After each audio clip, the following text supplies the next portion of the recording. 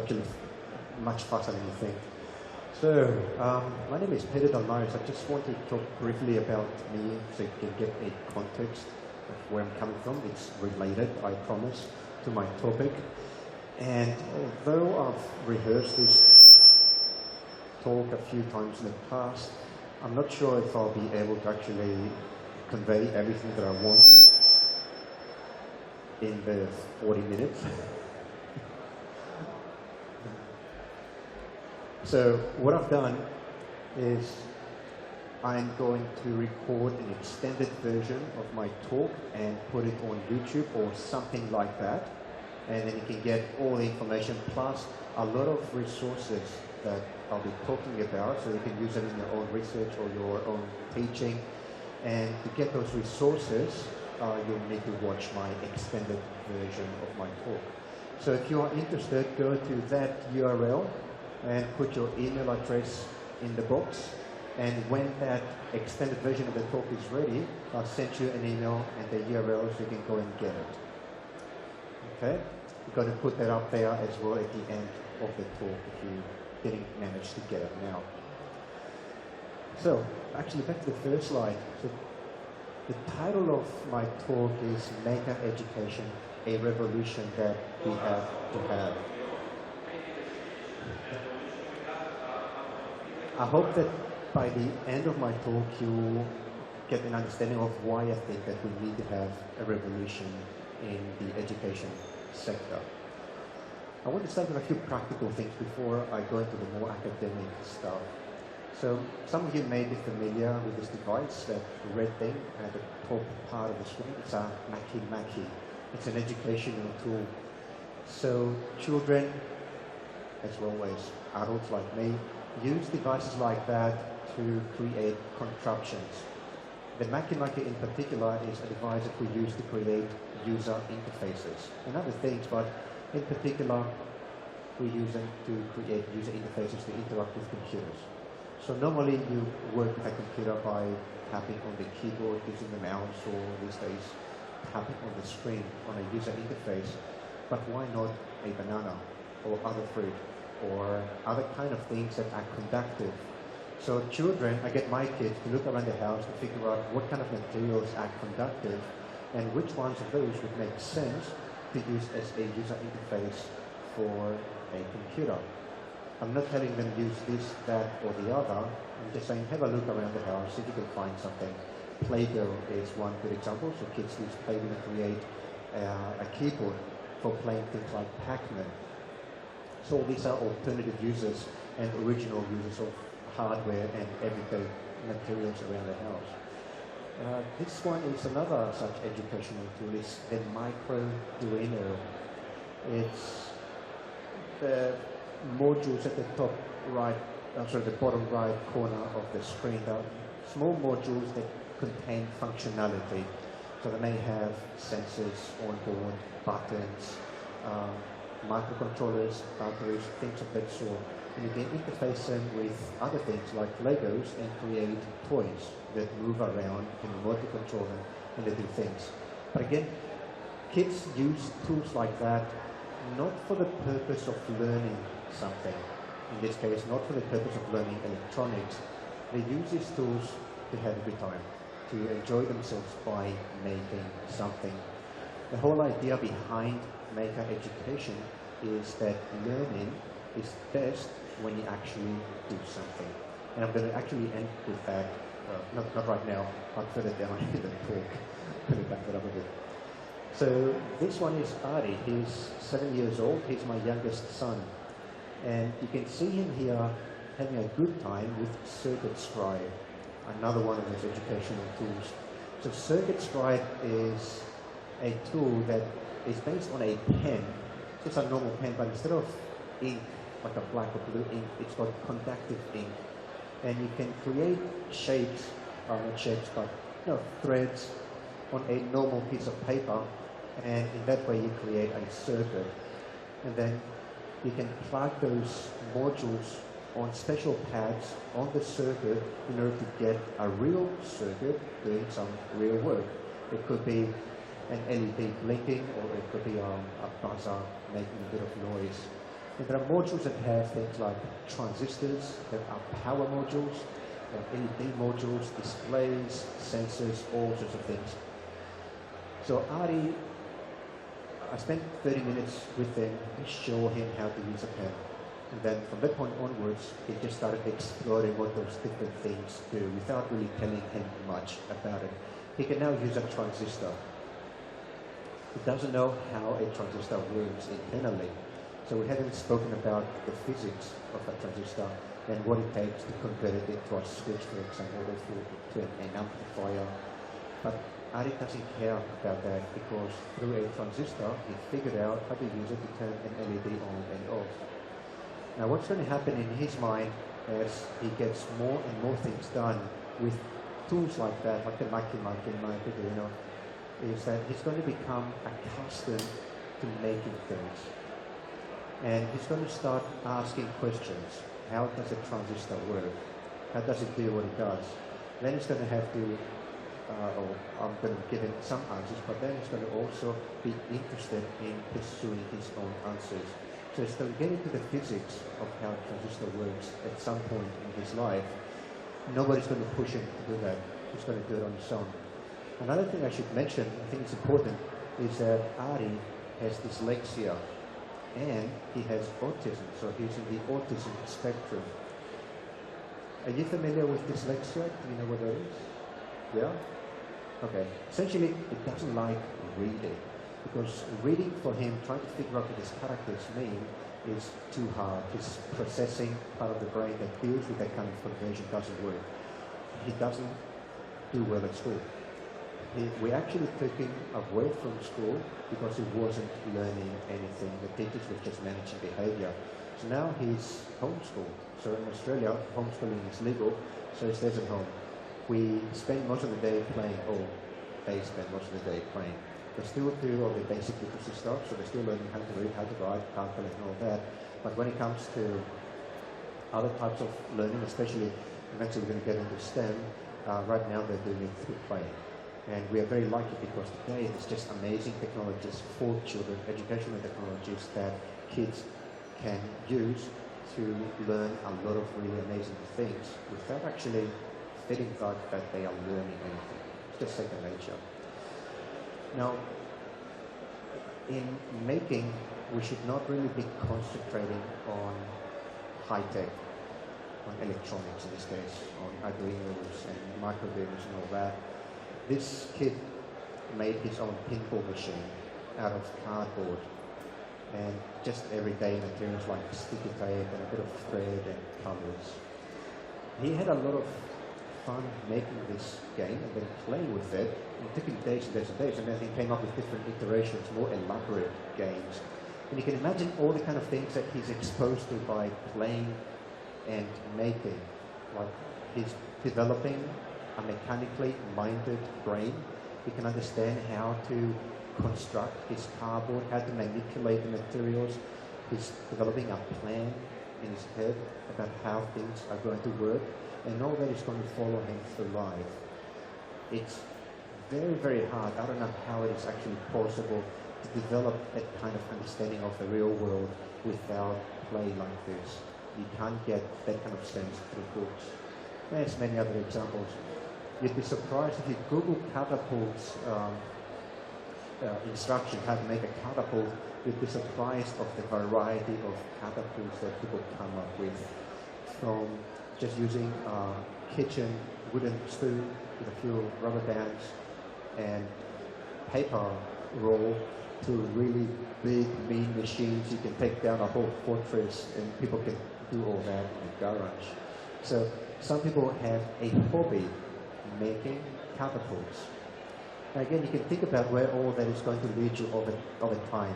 Not tomorrow, not next week, but let's think of next year, a few years. That kid is going to start wondering, hey, how do I calculate the optimal angle of attack for my spoon so that when these are M&Ms, when the M&M is released, I can gain the maximum distance.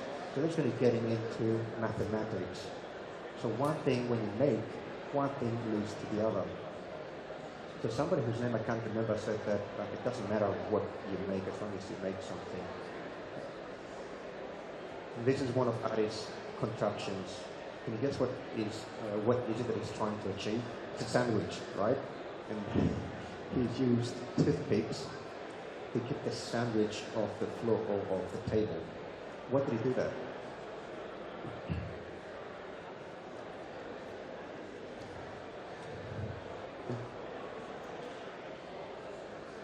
No particular reason.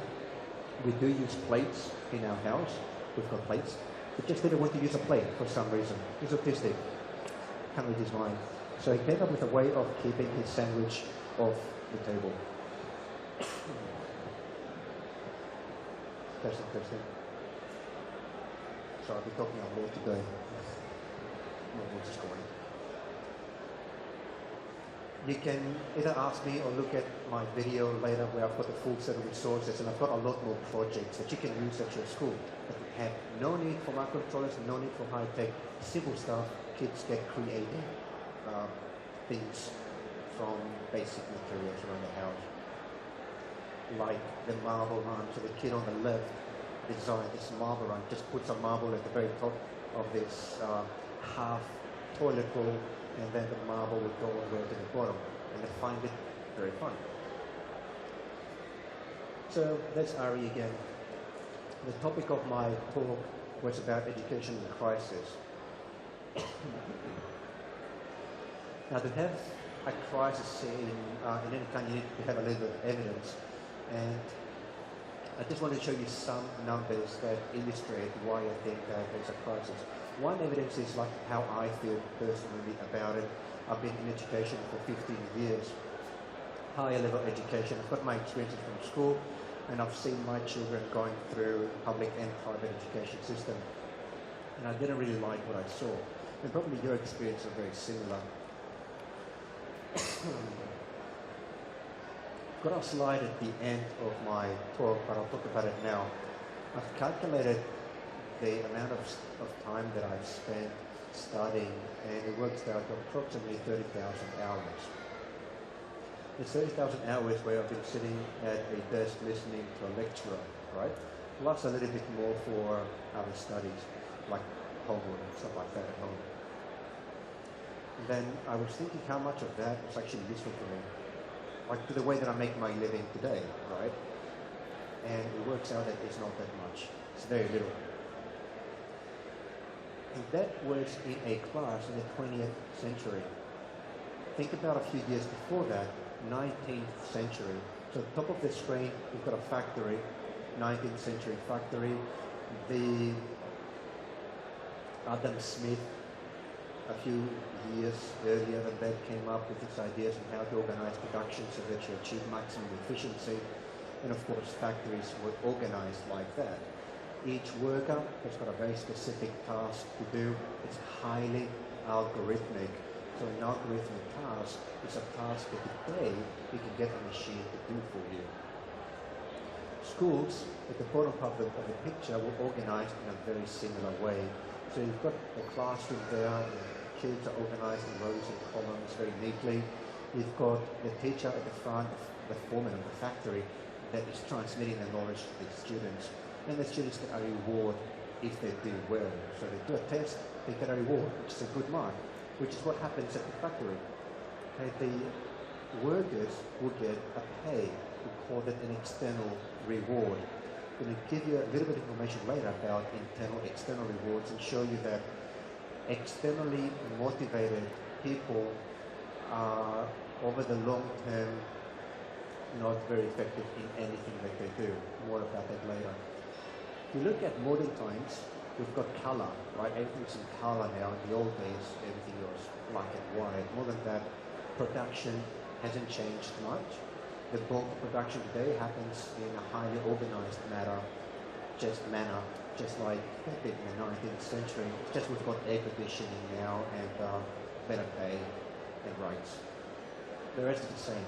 We still do a lot of algorithmic work. Schools are still organized like 19th century schools.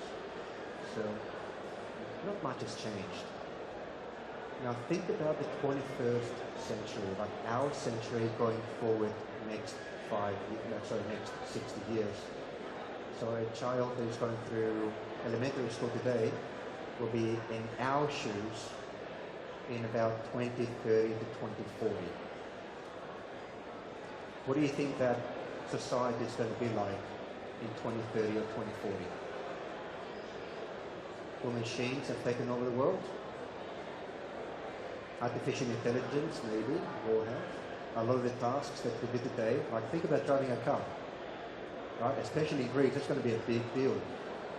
Driving a car, right? Yep, Google cars. When I was in Chicago 3 months ago, and I drove, actually I didn't drive, I sat inside a Tesla self-driving car. And seriously, the car was driving itself, and I felt perfectly safe in it. It stopped at the red light, it started its blinker to turn right, it observed the traffic around it, it adjusted its distance from the car in front of it. I could see the radar. The car knew where the traffic was before me. I could still use look at the mirrors. Artificial intelligence. Anything that can be taken by artificial intelligence, or that is increasing more and more, can be taken over by AI, will be taken over by AI. So the kind of knowledge that we get at schools today, in my time, I'm pretty sure today, the way that I see it, is algorithmic knowledge. Kids are given stuff to remember, and are given steps to solve problems that somebody else solved in the past. Computers are going to do that. What schools are not teaching are problem-solving skills. It's what I call the heuristic type of problems. So heuristics are all about problem solving. And these are problems that have not been solved in the past.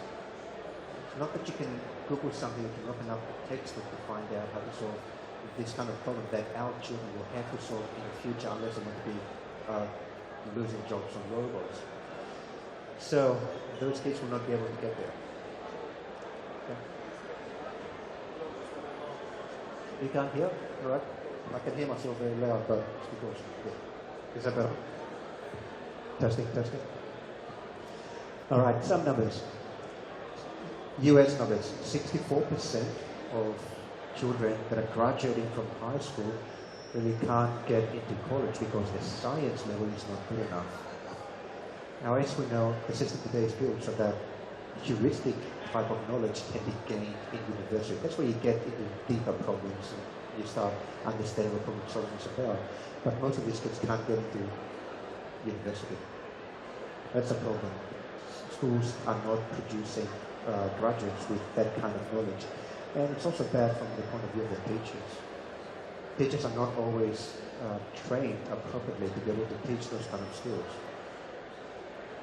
So things are not looking good.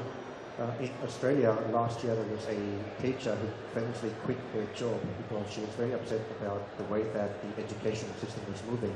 And that was in Australia, which is a place that it's an advanced society, spent a lot of money on education. And what this teacher said, as far as the reasons that she felt compelled to leave, was that she felt that the school was becoming more like a business. And in particular, a data-driven business. So I've got a video to play where she explains the motivations, but because we don't have much time, I left it in my extended version, which you can access on the internet later. She explains her reasons. She talks about how she was assessing a child in order to extract data, competency data from the child to send to the Ministry of Education in Canberra. And every time I hear the video, I just feel very bad for the kid. Imagine the kid had his teacher extracting data from the kid instead of basically dealing with the various issues that the child had. But data-driven education, that doesn't look good. That's Ray Kurzweil, who's one of my favorite authors and engineers and futurists. This guy has written a lot of books. I've read most of them. And he's an inventor of a lot of things that we use today, such as the flatbed scanner. Every time that you scan something, convert your paper stuff into electronic stuff, he did it. He invented OCR. Very smart guy. This is what he said. We should not be stuffing our kids' minds with facts that they can just Google. You've got a mobile phone, you've got a tablet, you've got an internet access device. All those facts are easy to get. For example, why are kids learning so much geography today? You can look up Google Maps to find anything on the planet very quickly. Actually, you can go there virtually very quickly. So he is calling for complete change in education. These are some of the aspects of education revolution. A lot of the, some of the teachers that I was speaking to earlier this morning's panel complained that there's just not enough time to do more making at schools because the standard curriculum requires teachers to deliver a lot of predefined knowledge. All of that knowledge, of course, will be obsolete very soon. If it's not obsolete, it can be Google. So that's how we can get education on its head. Now, this is where maker education and the maker movement comes in. It's just an alternative to the traditional way of people learning. We know very well that people learn by doing, so that should influence that revolution in education in terms of how it would look like. So I want to touch on one area of research just to see what science tells us about our way of learning. Children's, adults, it doesn't matter, human way of learning. Professor Dweck wrote a book a few years ago called Mindsets. And through that research, she is explaining that everybody basically belongs to one of two types of mindsets. It can be a person with a growth mindset or a person with a fixed mindset. And of course, it's a continuum. It's not that you're either one or the other, but you are somewhere in that continuum. And the differences between people with growth versus fixed mindset are extreme. If you are a growth mindset person, then you are a person that loves a good challenge. A good challenge is one that will give you the opportunity to learn something new, something you didn't know before. Obstacles are also very good.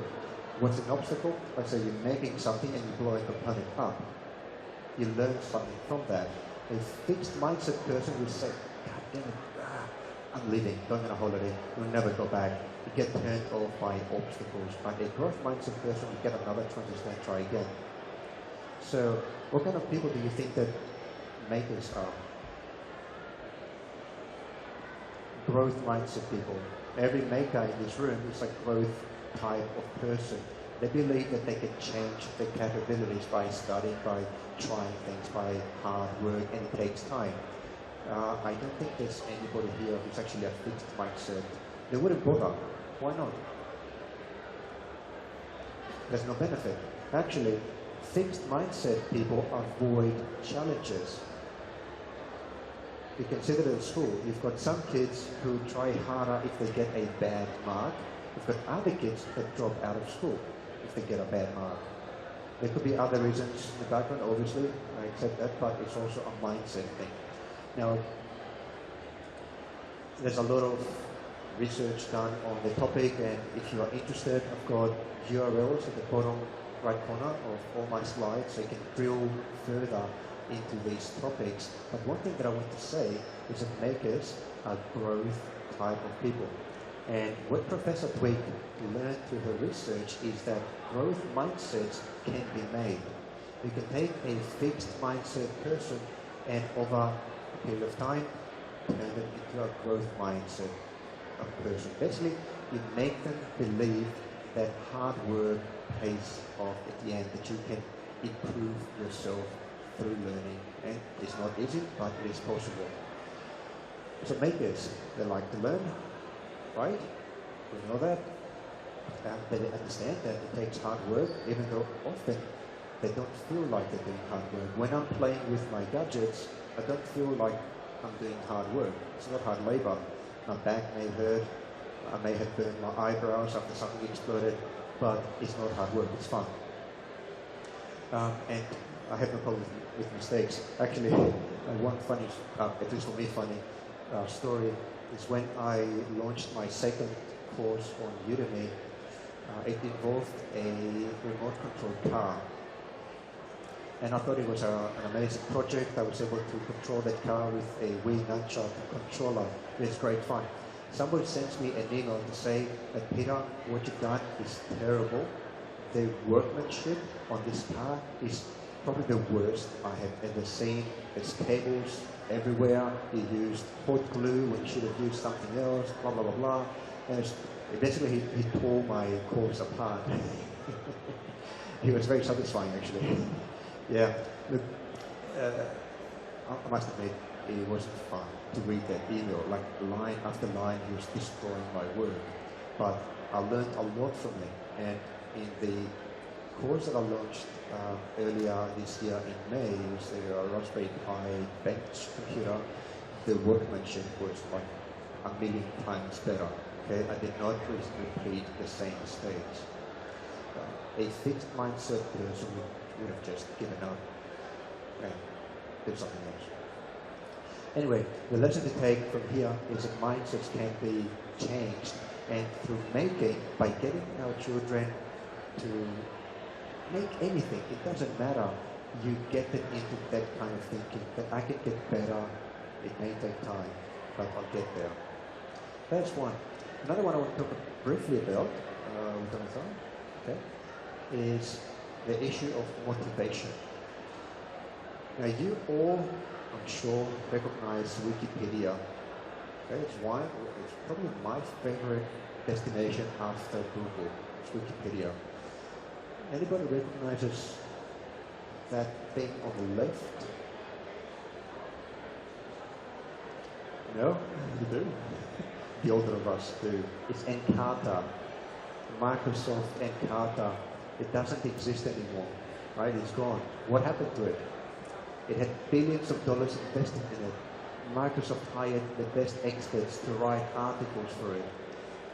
People paid good money for it. Like a license would be $50 or $100. It only lasted for 10 years. Now imagine 10 years ago, in 1996, you ask 10 economists, and you say that Microsoft is now setting up a new product. It's going to be amazing. It's going to put $1 billion in it. It's going to get the best people to work in it. Everybody's going to be paid very well for this work. And then there is also another group who are building an encyclopedia where nobody gets paid for anything, and they're going to give it out for free. Which one is going to win? Which one is going to exist in 10 years from now? If you're an economist, you'd say, obviously, Encarta is it's well set up. Microsoft is the biggest company. They're going to push it to the customers. There's no way they can fail. And they did. The difference is what somebody else, another speaker, talked about earlier, of why open source anything is so good today. The software that they produce, the hardware that they produce, the data that they produce, so good. It's because these people that produce all that are internally motivated. They really want to be doing what they're doing. So we call that intrinsic motivation. There's a lot of research behind it. So these two people have done a lot of research, really worth reading their work. They've done a famous experiment that actually showed that this is possible. It's possible to pay somebody to do something and get worse work out of it. You can pay a lot of money. Think of bankers, high-flying executives. You pay them a boatload of money and the company still fails. Think of Enron. Anybody remembers Enron from the US? 1996, huge electricity retailing company failed. A lot of people lost their lives, they suicided. Anyway, it's very, very sad. But they were well paid, failed. So Edward Deci, worth reading. When money is used as an external reward for some activity, subject lose intrinsic interest for that activity. It's the same thing that happens in school. You promise somebody a good mark if they do this physics test. And they will do it, but next day they'll forget everything. So they'll do the work, they will pass the exam, next day they forget everything. So, who won? Did the teacher won, got the student to do this work? Did the student win? Probably the Minister of Education got some more data for its database. but not the students, not the teachers. The student was not internally motivated. What do you think is the situation with makers? Are makers internally motivated to do what they do? Yes, and that's something again that develops over time. The more you become accustomed to this way of dealing with your environment, this way of life, the life of making, the stronger your internal motivation becomes.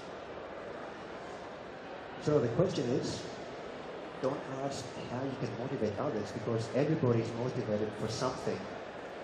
Ask what you can do, what is that you do, the conditions you create to get them to express their motivation. That could be the classroom, you can translate that to the workplace, any part of life, even in the family unit.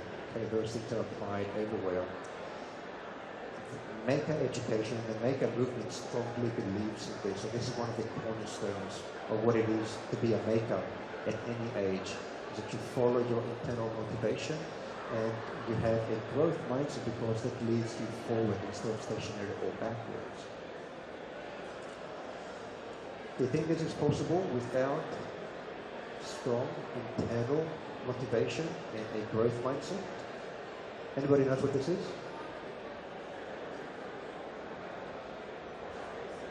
SpaceX, yes, Elon Musk. So it doesn't exist yet, but this is going to take humans to Mars. Okay, we're talking about Elon Musk. He's like a superhero, but think about how he thinks, whether he thinks that this is possible or not. Think about what motivates him. Do you think he's getting any bonuses? No, it's all inside.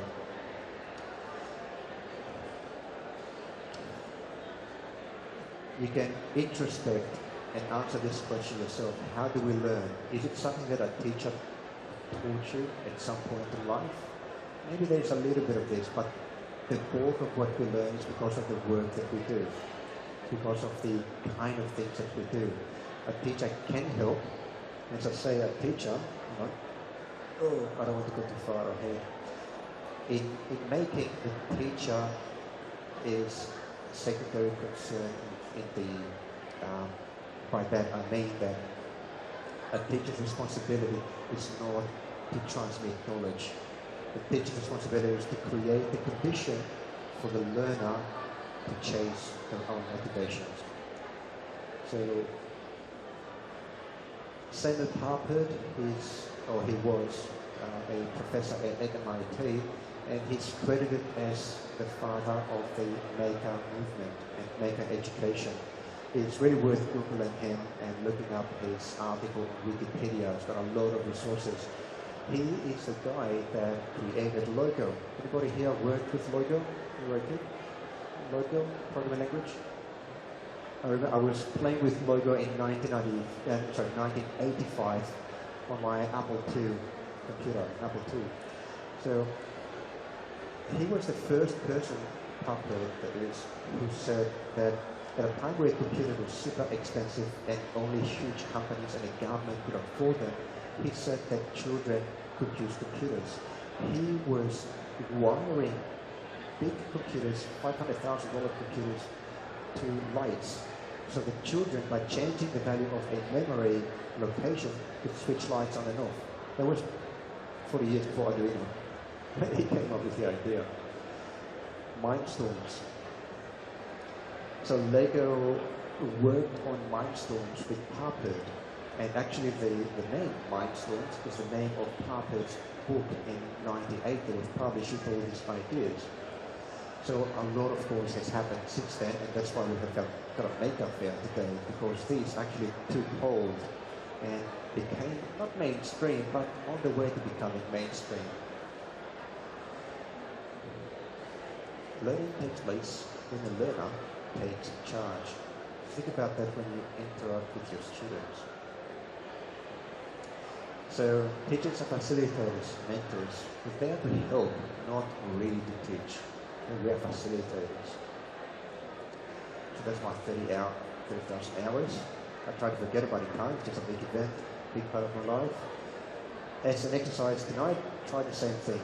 Calculate how many hours you spend at school, listen to somebody talking, left the class, learn nothing. And I'm almost finished. Just want to show you some things that students have made. These are some of my 30,000 students in 156 countries around the world. Many of them don't speak English. Many of them have got very limited resources, but they all make stuff. So this one is an artifact that one of my older students in his 50s made after going on a holiday to Egypt and surrounding areas. So that's an Arduino there, and when you press the a touch sensor, when you press on the location on the map, a light comes up and a bit of noise, like not noise, speech comes out talking about the place. Yeah. There's a little girl, she's doing my courses with her father, and that's what she did at school. It's a project where you see the black box is a speaker, and it's connected to Arduino with an SD card, and with a real-time clock. And the purpose of that box is to say out loud what the time is for people that can't see the clock because their eyesight is damaged. Very happy. Future engineer, perhaps? I think she already knows what it feels like to make things. Actually, not just to make things, but make things that help other people. So that's a double whammy for her. And that's, on the left is Leo. Talk a little bit about Leo in a minute. That's my older son. He's also dyslexic, also in the autistic spectrum.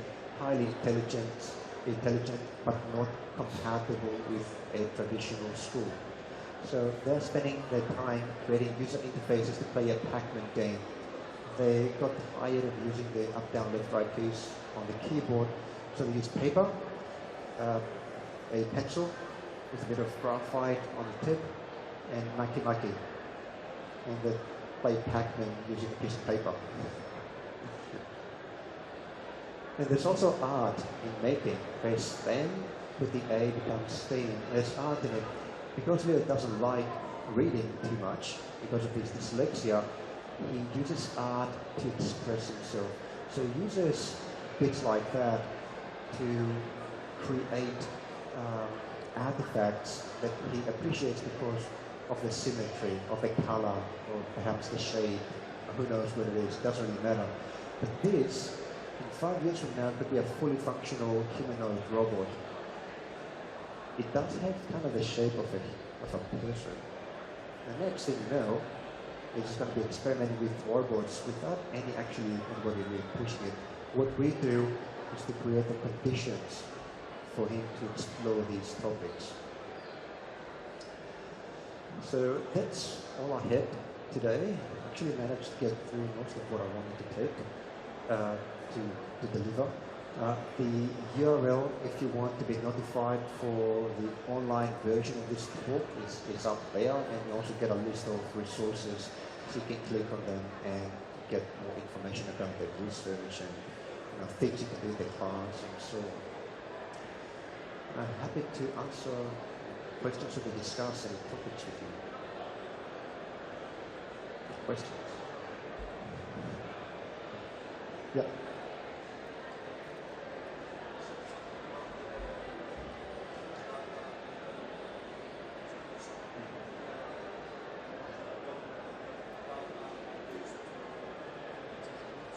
I'll explain.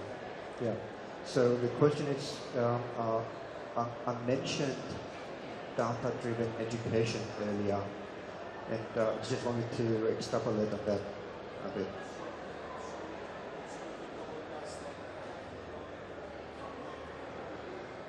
Agree. Okay. Sure. So, I don't have any problem with data-driven anything. Actually, myself, I'm very data-driven, so I use data to decide what to do next. So when I'm doing a new course, for example, designing a new course, I ask my students, what would you like to do my new course on? And I look at all the statistics and I make my decisions. That's not a problem. But my problem was that, at least in Australia, and it looks like in the US is very similar in other parts of the world, education is becoming predominantly data-driven to the extent that the needs of the individual child are second to the needs of reporting to the education authority. So data-driven, yes, but you just need to keep a balance. Yeah, you don't want to run a school as if it's a business, because in a school environment, really the stakes are very high. It's like in the health environment. If you make a mistake, you're going to start somebody's life up. If you make a mistake in school, you could cause a child to live a life not to its fullest extent. That's why I think the school is a high-stake environment that you need to pay attention to the individual, not just the whole class. In Australia, they collect a lot of data because they want to be able to compare schools one against the other. They actually have schools competing against each other based on data in order to get better funding. So that, as you understand, can also lead to corruption, and you can have people, principals manipulating the data so you can get more money in the next term. I'm not saying that's happening, but it could.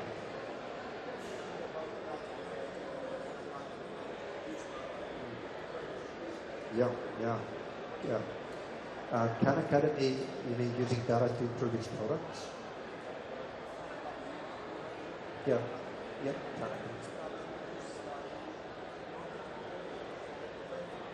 Exactly. That's a big difference. So Khan Academy, everybody familiar with that? I use it all the time. I get my students to use it. Yes. So what Khan Academy does is it collects data from the students in order to help the students get better. And that's awesome.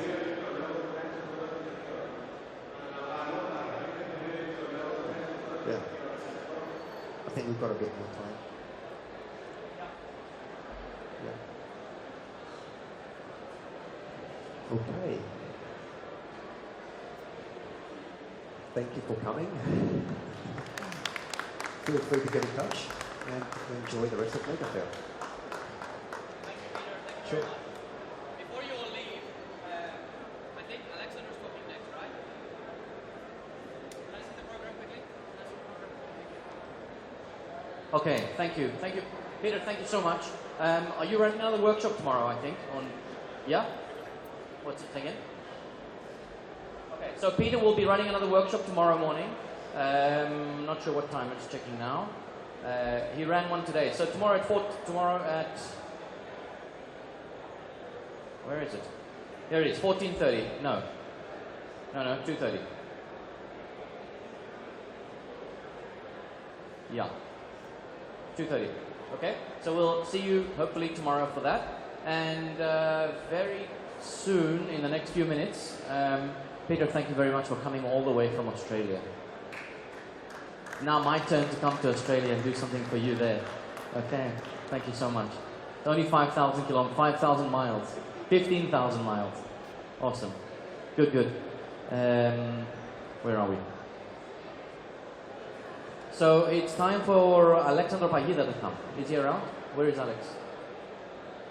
Okay, let's get that done. Okay, we'll get an announcement made. Stick around because Alex's talk will be amazing. And we'll, straight after Alex, we are going to be talking through the subject of the magic of gaming in education.